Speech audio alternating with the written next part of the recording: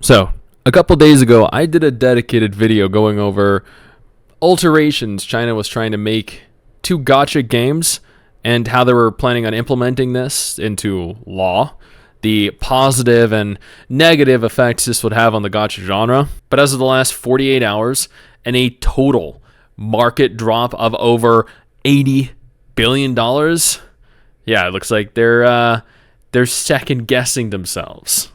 China is in damage control mode after its crackdown on video games sparked an $80 billion market meltdown. I mean, let's be honest here. China makes up a large percentage of the entire gaming market. What did they expect was going to happen?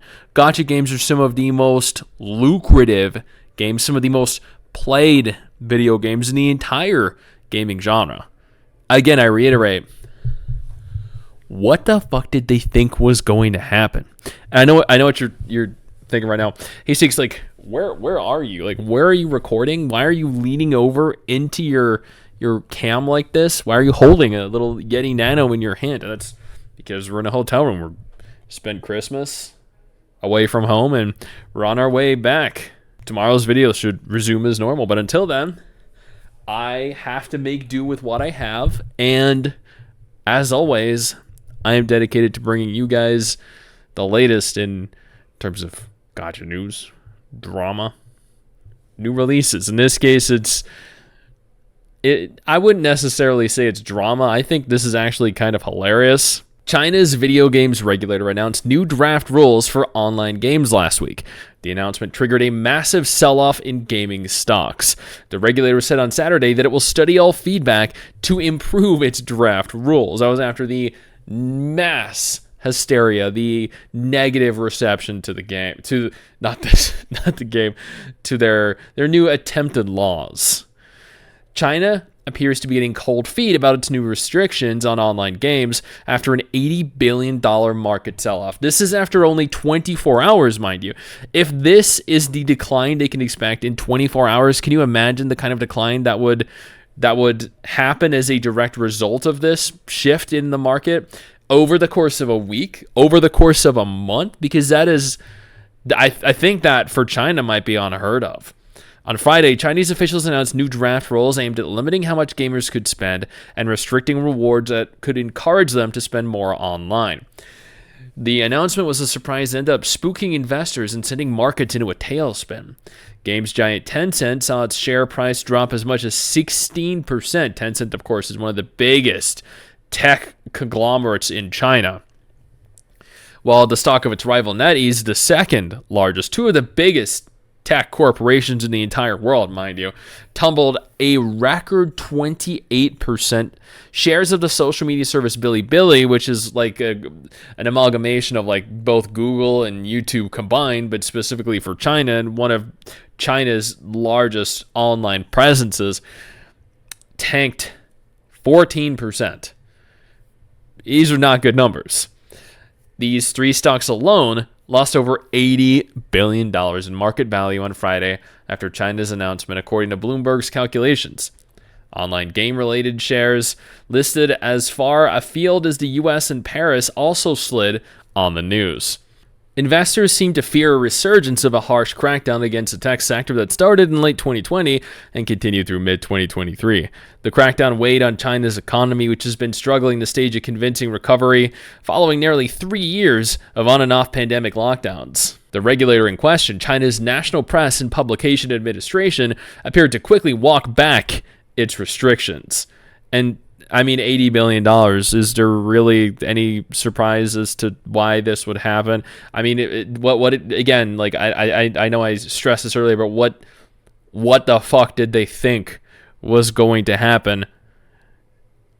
In an attempt to calm the market, the regulator said in a notice on Saturday, the very next day, that it would seriously study the industry's reaction, which was mass hysteria. Absolute unbridled hatred and loathing for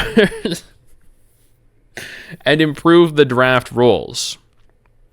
Yeah, because people want to spend as much money as they want to spend. They don't want to be told you can only spend $50 on a waifu. They want to spend $50,000 on a waifu if they want to. If it secures them the waifu that they want, that is what they want to do. On Monday, the regulator announced that it had approved 105 new online games, a likely sign that Beijing is easing up on its latest restrictions. The slate of approvals demonstrate. So they're like, we know we fucked up. We know we pissed off some people, a lot of people, millions of people. $80 billion lost already in stocks. So you know what? Yeah, here's what we're gonna do. We're gonna approve 105 new games.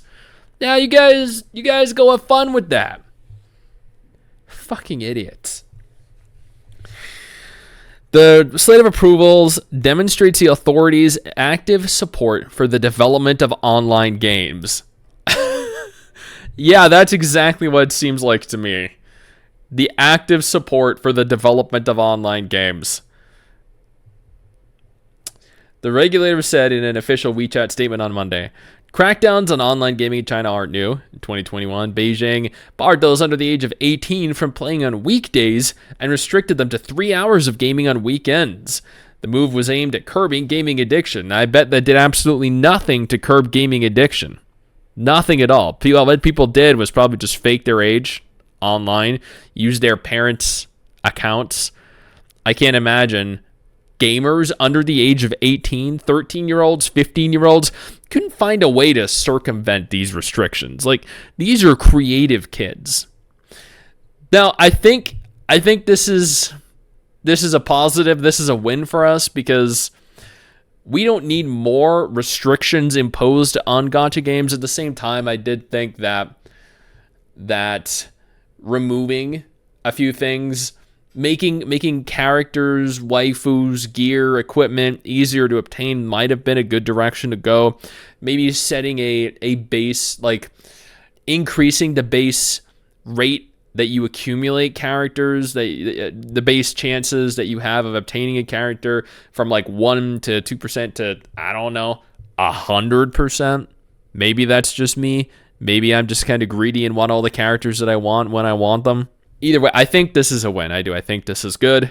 I think they definitely need to rework what they're planning on doing because while there were quite a few issues that were aimed specifically at whales, there were also instances, like specifically pertaining to the daily login bonus removal, that are also going to have a detrimental effect on free-to-play players.